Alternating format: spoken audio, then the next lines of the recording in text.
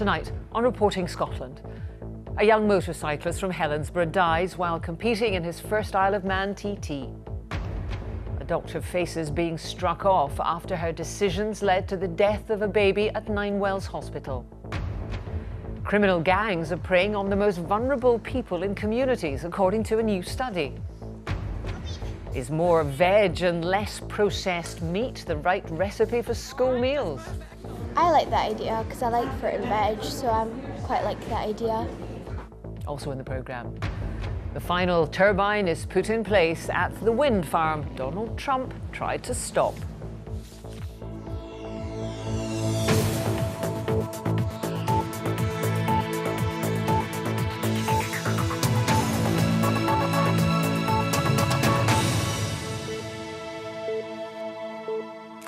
Good evening. A young motorcyclist has died while competing for the first time in the Supersport event in the Isle of Man TT.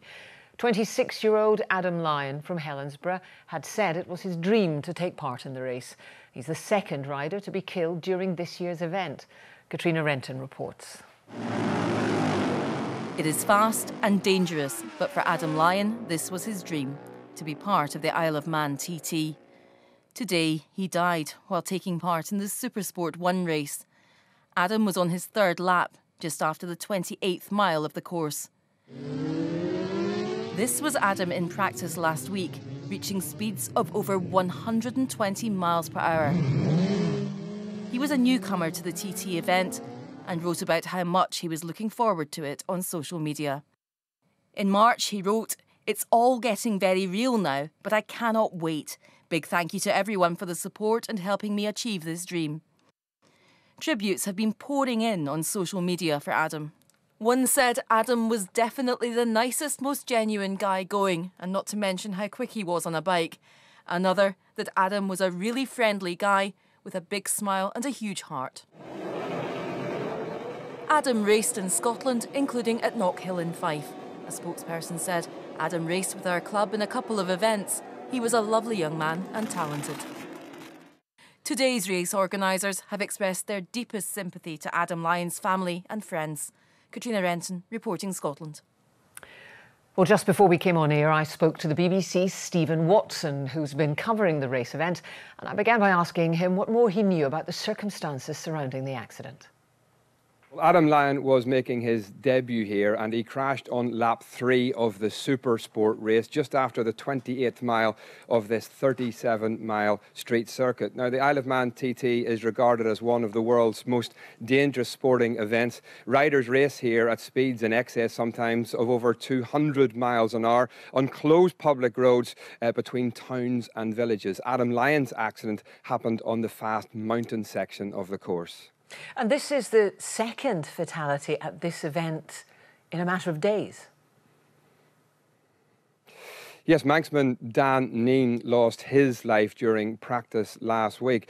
Unfortunately, fatalities happen annually at the Isle of Man TT. The event is regarded as the ultimate test of man and machine, and the motorcycle riders know and accept the risks before they take part. And sadly, the danger has been starkly illustrated today as Adam Lyon became the 257th person to lose their life in the 111 history of this circuit. Stephen, thank you very much for joining us tonight. A medical tribunal has found a Dundee doctor chose the wrong method of delivering a baby, which resulted in the child's death. Dr. Vishnevi Laxman was working at Ninewells Hospital when the tragedy occurred. Health correspondent Lisa Summers is at Ninewells this evening, and a warning that some of the facts in this case are extremely distressing. Lisa. That's right, Jackie. It is a particularly harrowing case. Dr. Laxman was working here as a consultant in the maternity unit here at Ninewells Hospital. She was called out on the morning of the 16th of March 2014 to see a patient, and the patient was around about 25 weeks pregnant and had a number of complications with her pregnancy. She'd been admitted a few days earlier, but as the situation became critical, staff at the hospital had begun to prepare for an emergency caesarean section. And when Dr. Laxman arrived, she made the call that there was to be no caesarean section and that they should proceed with a normal delivery. Well, that decision turned out to be catastrophic. The baby was a breech, and as a result, during that normal delivery, the baby was decapitated during the procedure. Now, again, I mean, it's very, very distressing, the facts of this case, and the tribunal did acknowledge that Dr. Laxman had the best outcome for her patient and also the unborn child at heart, but they said ultimately it was this error of judgment that led to a series of events that led to the baby dying in this way. Now, they will now consider her fitness to practice and what sanction to impose. She could be struck off. In the meantime, NHS Tayside said that their thoughts are with the family and that they have robust procedures in place for any adverse incident. Lisa, thank you. A 43-year-old man has appeared in court charged with the attempted murder of 2 police officers in Greenock on Friday. William Taylor made no plea. Police Constable Kenny Mackenzie and Laura Sayer were both stabbed as they attended a routine visit at a house in the town. Mr. Taylor has been remanded in custody and is expected to appear in court again later this month. The family of a student who went missing more than 2 months ago in Fife have been told a body has been found. 19-year-old Duncan Sim hasn't been seen since the middle of March. The St Andrews University student had been at an event in the town's Madras Rugby Club. Human remains were found in the water at West Sands Beach last night. They have not yet been formally identified. A new focus is needed in the fight against organised crime in Scotland. An 18-month research study says crime gangs rely on vulnerable people to develop their businesses, so more resources should be offered to communities affected to help them spot the dangers. Our Home Affairs correspondent, Reval Alderson, can tell us more. A man murdered on the streets of Glasgow, shot as his car waited at traffic lights. David Scott was convicted of the crime last month, the killing part of a drugs war between organised crime gangs. But organised crime's more than the high-profile events. It's insidious, affecting ordinary communities across Scotland. A world away from organised crime, or is it? This project in Easterhouse in Glasgow aims to divert young people away from crime groups, and they start with the youngest children.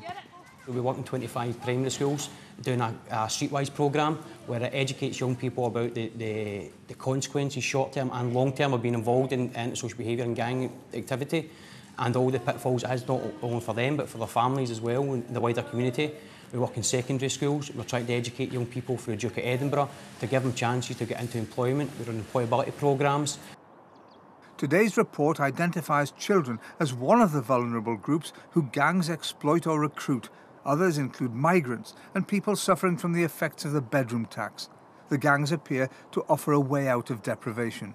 What you see if you look at a map of organised crime across Scotland, it matches very closely the map of economic disadvantage. And what you see in those communities is a landscape of vulnerability, people suffering with debt, with addiction, and therefore ripe for exploitation in some ways by groups that seek to gain from that.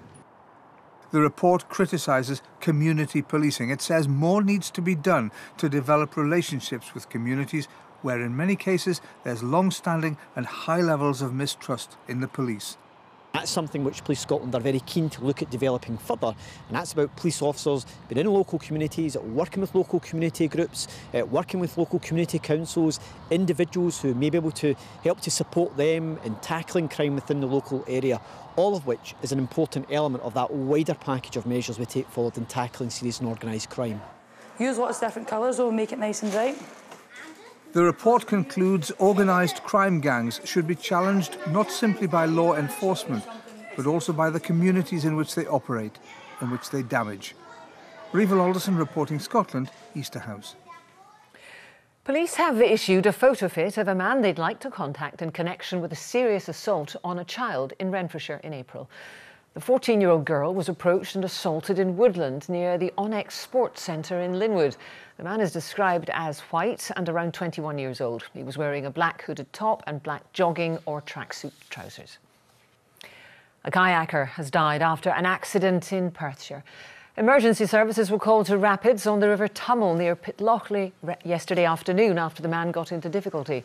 The 49-year-old was with a group from Edinburgh Kayak Club near Cluny Dam. He was flown to Aberdeen Royal Infirmary, where he later died. The Scottish Labour leader has said an independent Scotland would suffer an extended period of public spending cuts under the SNP's Growth Commission plans. But nationalists have dismissed Richard Leonard's claim as rubbish. Here's our political correspondent, Glenn Campbell. Independence supporters marching for a second referendum. But the Scottish Labour leadership reckons there are cracks in the Yes movement following the publication of the SNP's Growth Commission report. It was billed as the Growth Commission, but in reality it is a Cuts Commission. Richard Leonard thinks the Commission's plans to reduce the deficit to below 3% of economic output and to keep the pound as Scotland's currency without any formal agreement would lead to a public spending squeeze. But doesn't the Growth Commission propose above-inflation increases in public spending every year? Well, the Growth Commission report I've read talks about a £5 billion dowry payable every year to the UK. It talks about £1 billion worth of cuts in inherited UK expenditure in Scotland, and it's talking about a squeezing down of public expenditure. When it comes to spending on the NHS and other key public services, the report does specifically envisage annual increases in the cash available. To describe this as a cuts commission and to say it's based on austerity is just rubbish. In fact, the opposite is the case. What this report says is that Scotland should aim to get its deficit into manageable proportions through economic growth and stimulus.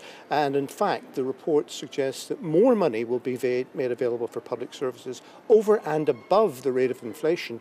Within the Yes movement, the Growth Commission has alienated some, especially on the left, but its supporters hope it will make independence more appealing to the wider public. Glenn Campbell reporting, Scotland.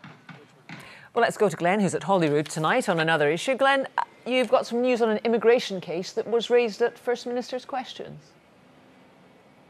Yes, this is the case of Denzel Darku, a 23-year-old student nurse from Paisley who moved to Scotland from Ghana 9 years ago and now faces deportation because he's unable to prove that he's dependent on his father. Now, Mr. Darku carried the Queen's baton in the build-up to the Commonwealth Games in Glasgow in 2014. He's also served on the Scottish Youth Parliament, and when his case was raised here at Holyrood last week, the First Minister said it would be scandalous if he were removed from the UK. Since then, it's emerged that the Scottish Conservative leader, Ruth Davidson, has raised his case directly with the Home Secretary, Sajid Javid. And when Mr. Javid was asked about it by the SNP in the Commons earlier, he said he was sympathetic and that no enforcement action would be taken while an appeal is considered. Labour's Neil Bibby described that as encouraging. He's campaigning on behalf of Mr. Darku, but he simply doesn't believe that someone who wants to make his life in Scotland and to work in our NHS should be treated in this way. Glenn, thank you very much.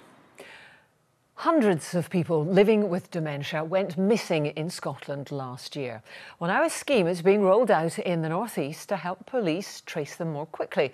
It's called the Herbert Protocol and is already being used in other parts of the country.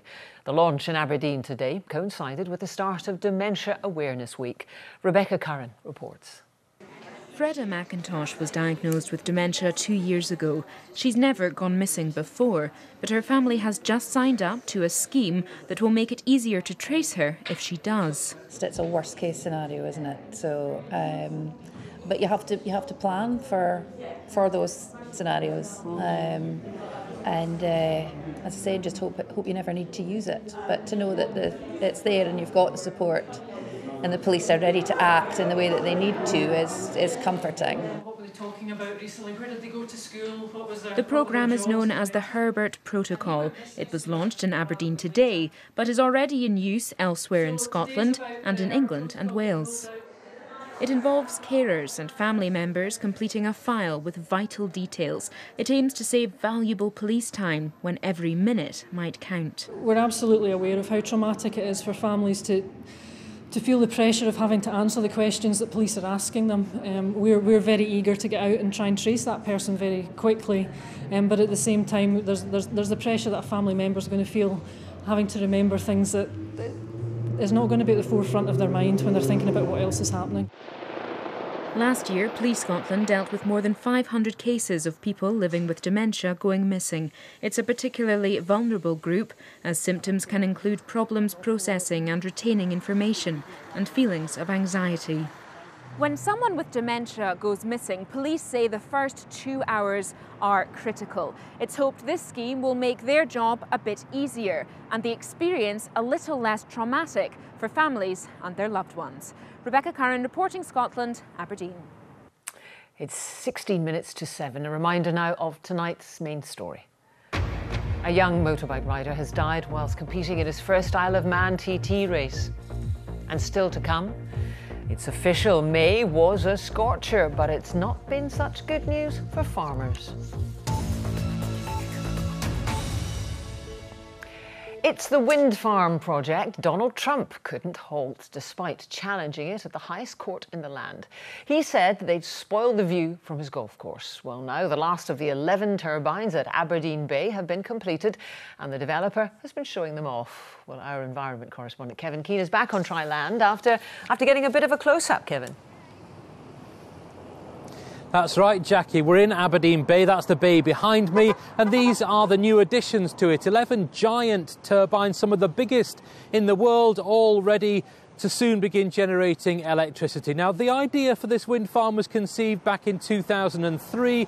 And back then, because this is a fairly industrial skyline anyway, you can see all of these oil supply ships, it looked like it would be fairly straightforward getting it through. But all that changed when one man in particular got wind of what was to come. Up close with the most powerful offshore turbines in the world. This wind farm sits just 1.5 miles from Aberdeen Beach and can generate enough electricity to power 70% of the city's homes. It's been a long road getting here, but the developers insist it's been worth it. This is not only a commercial scale wind farm and a significant power station in its own right, it's also Scotland's largest offshore wind test and demonstration facility.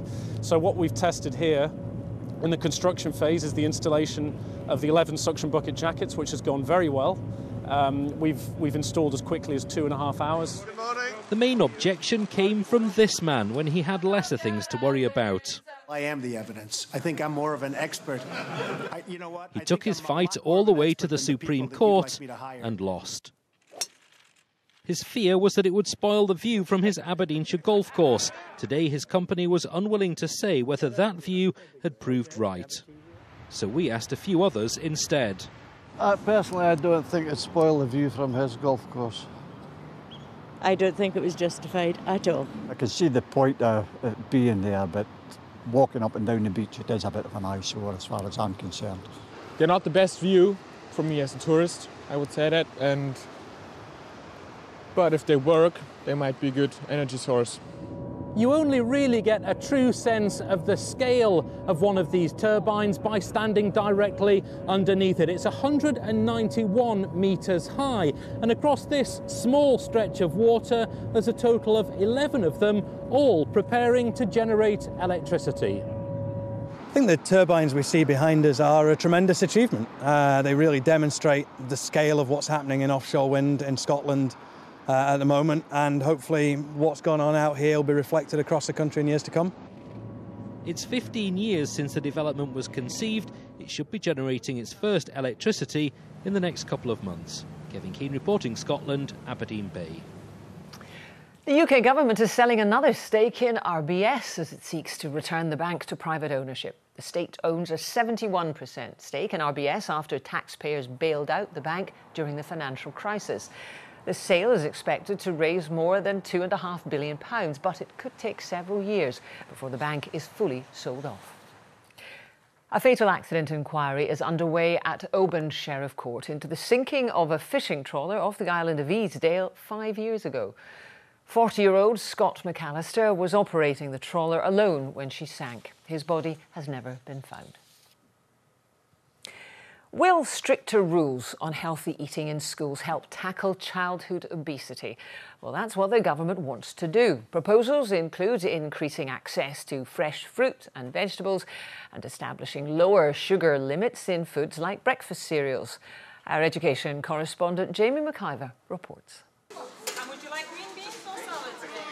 More school meals are served now than ever before, 360,000 every day. The rules are already strict. The days of chips with everything and stodgy custard are long gone. Chicken korma, you might have pizza, you might have spaghetti. And youngsters learn about a balanced diet. I think it's really important because so when you're older you're always healthy because you've started off eating healthy.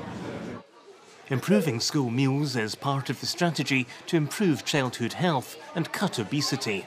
At this school, the healthy eating message already seems to be a popular one, and the aim of the proposals is to build on that, meals with less sugar and more fruit and veg. Specific recommendations include ensuring 2 portions of vegetables and a portion of fruit are always offered, lower sugar limits in cereal and yogurts, and limits on the amount of processed meat. These make new recommendations based on new scientific evidence, but also the practice that we've seen in schools across Scotland for the last 10 years. It very much takes into account all the evidence, but also putting children and their health and well-being at the heart of the proposals. But some secondary school students head for burger vans and takeaways at lunchtime.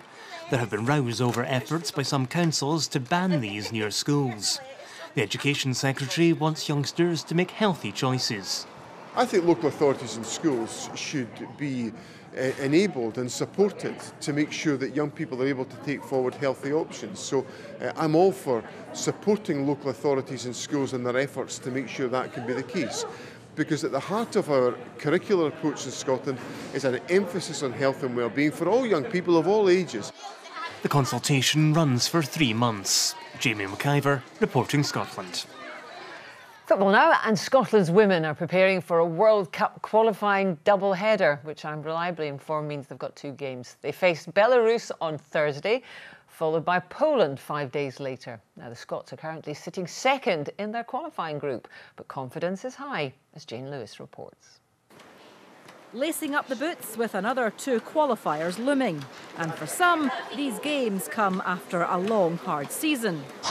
Lifts the FA Cup. Albeit a successful one. As well as winning the FA Cup, Chelsea ladies also won the league. And for this Scotland international, that means she's brimming with confidence. Some of the players, I used to look up to them. I used to watch them on the TV and think, wow, I would love to be there. So I'm very lucky to train with them every day, and it really does make me a better player. I'm now stronger, fitter, faster than I've ever been, and it's took my game to another level. So I'm very grateful for that, but we really just push each other on every single day. Scotland's women have been preparing for all their World Cup qualifiers here at the Oriam, and the National Performance Centre has served them well. They're sitting second in their group on 9 points, having won 3 out of their 4 qualifiers so far. Their only defeat has come against Switzerland. They're leading the group by 6 points. Coming towards the penalty area now on the right-hand side, in on her left foot. Claire Emslie with a low effort! Scotland face Belarus off the back of April's 3-0 win over Poland. 5 days later, they face Poland again, this time away. The aim is to achieve another first for Scotland, reaching the Women's World Cup next summer. The Euros last year was something that everyone worked so hard for and the country was so proud of, and we loved it. Everyone loved it, and I think the country really got a feel for women's football after it, and I think it's really taken off since. And of course, it's a dream for any young girl coming through. They wanted to play for their country, and you want to play for your country at these big events. So dreaming of France, this time next year. Jane Lewis, reporting Scotland. Now, if you've been enjoying the sunny weather over the past few weeks, well, now the Met Office has confirmed just how dry and warm it's been. Scotland received just over half the expected rainfall in the month of May. Good for us, not so great for farmers. Ian McInnes reports.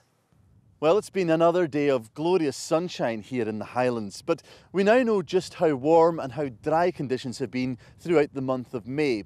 According to the Met Office, Scotland received only just over half the expected rainfall throughout the month, around 55%. And that's clear looking around us. The ground is very dry. We've also had wildfires across different regions of the Highlands.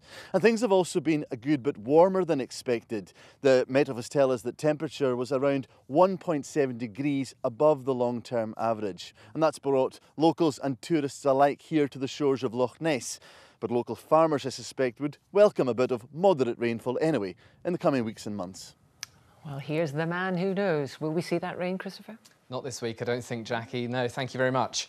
Hello there, good evening to you. It was another dry day for most of us today. Some lovely pictures, once again, from our weather watchers, some sunshine and blue sky coming through.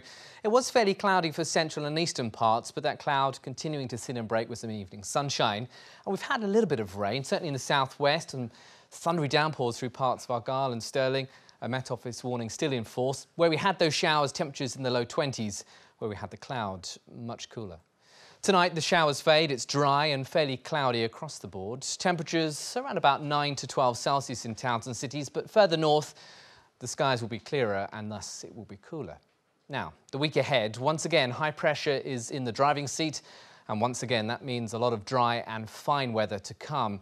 Plenty of sunshine coming through at times, although always some stubborn areas of low cloud, particularly around North Sea coasts.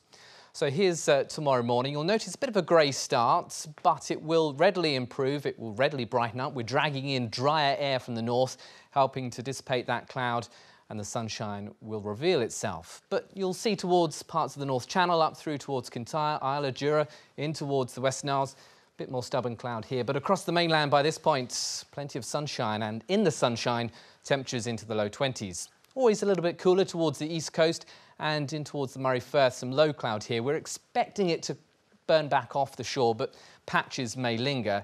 And a bit of a breeze coming in from the northeast, just adding to a cooler feel compared with areas inland. So plenty of sunshine through the afternoon and to end the day into the evening. Wednesday, and once again, it's a dry day. A bit more stubborn cloud through central and southeastern parts with a easterly drift just pushing it back on land. But the further west and northwest that you are, once again, plenty of sunshine, bone dry, no rain. And Thursday, another dry day. High pressure nosing in from the north, keeping things dry and settled. Some sunshine, a little bit of cloud, and staying dry. That's the forecast for now. Thank you very much, Christopher. And now a reminder of tonight's main news. The catalogue of problems which led to Grenfell Tower being engulfed in flames has been revealed at the official start of a public inquiry into the disaster. One expert report said that the fire brigade's policy of telling people to stay in their homes had effectively failed. A young motorcycle rider has died while competing in the first Supersport event in the Isle of Man for him. 26-year-old Adam Lyne from Helensburgh had said it was his dream to take part in the race. He's the second rider to be killed during this year's event. And that's Reporting Scotland. From all of us, good evening.